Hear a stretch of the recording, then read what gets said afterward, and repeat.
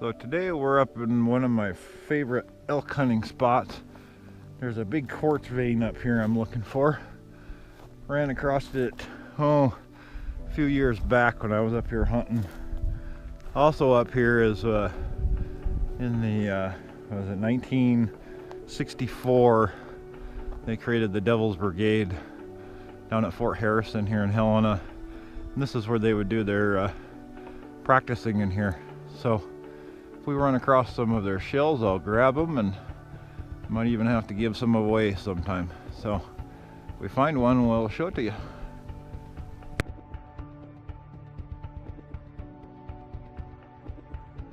We're going to be wandering around up here today.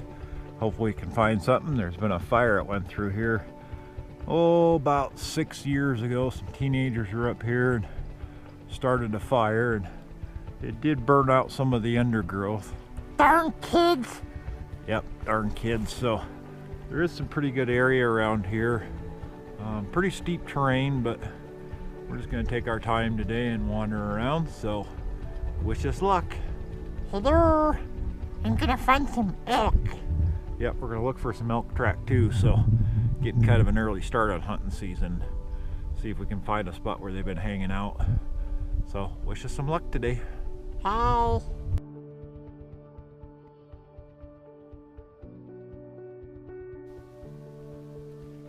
So here we're up in an area that I go hunting all the time, and this was kind of cool. This tree had snapped about halfway up or part way up. Then what they did is just cut the branch or the end of it off. The reason I'm showing this to you is if you're ever up here, like if it's raining really hard and you need to find some dry firewood, come over to one of these, see if it's rotted out. This one's starting to rot out. So this whole outside will be nice and wet. What you do is just break off this stuff, and inside there all this stuff is going to be dry. So if you're looking for some dry wood, look for stumps like that. Even this one right here, it's not too rotted out. This one's just starting to rot out. But again, if it had been raining, just come in here with your axe and start chipping away at this. The outside will be wet, the inside will be dry. So fire 101.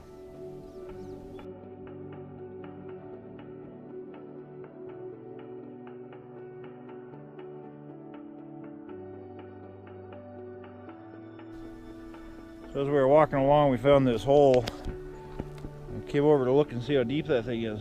Whoa, that thing is deep.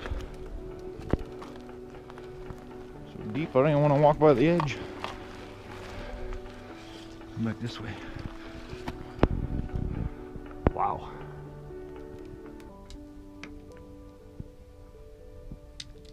Hoo. Yowie.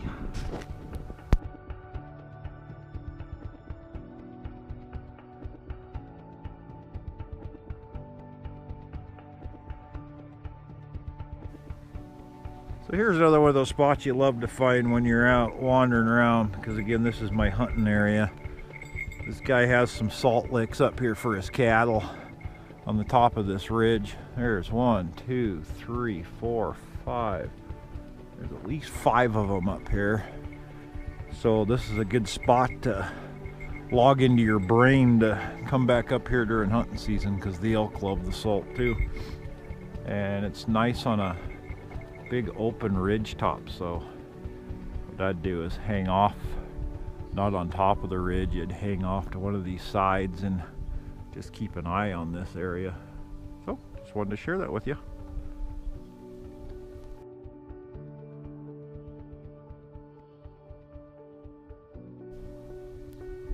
Thought we'd share something that they like to do in here in Montana. Right here is a different type of tree that grew in this valley here. And to make sure it stays alive, what they do is they put these fences around it. So you'll be wandering through the woods, you'll see a different type of tree, and all of a sudden you'll see this fence around it. And you're trying to figure out, well, what in the world are they doing up here? Well, what they're trying to do is preserve those trees to see if they'll spread through this valley. So by putting that fence around there, they keep all the deer and the elk and animals like that from destroying them. So if you ever run into these, now you know what they're for.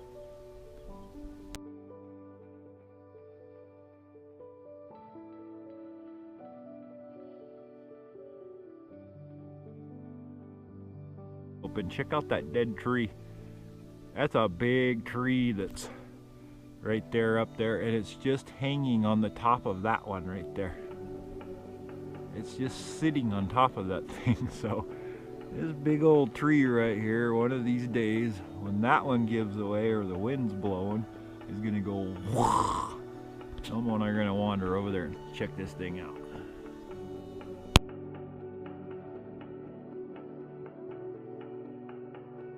So you can see how it just kinda hung up on the notch of that tree.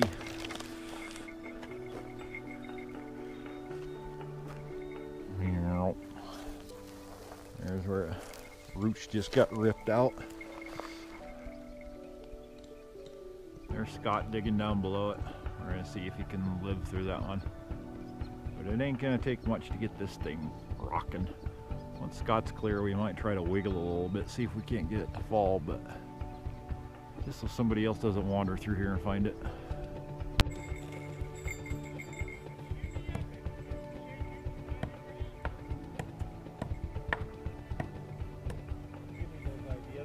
Crazy enough to do it.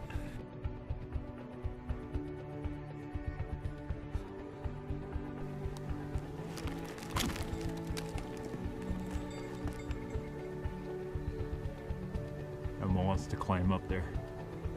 I'm going to advise him not to. Come on, I want to climb it. Yeah, I don't think so, Elmo. It's a little too heavy for us to knock down, so we're just going to leave this tree be.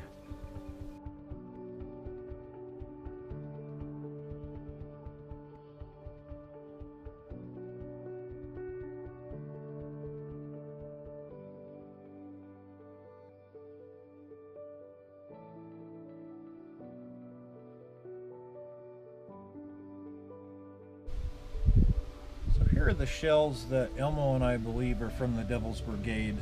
As you can tell that they're blank rounds and the ends are still crimped. Usually when you find blank rounds, the ends come uncrimped, but for some reason all of these have been stayed crimped. You can see also there's a ridge line right here around the base of it. That one's not a good example. These are pretty dirty, but and they all say LC77 or LC76. Elmo thinks they're real. Yeah, we know they practiced in the area, and we've been doing some more research on these bullets, and haven't really found out too much information, so we were hoping one of you guys knows more than we do. Again, we know where they were made, we just can't find out when they were made. Here's a good one that shows that little ridge. There's a ridge line right there along the, just above the end of the casing. So again, if anybody knows anything more about these, please share with Elmo and I, because that's what we believe were from their practice rounds. So thank you.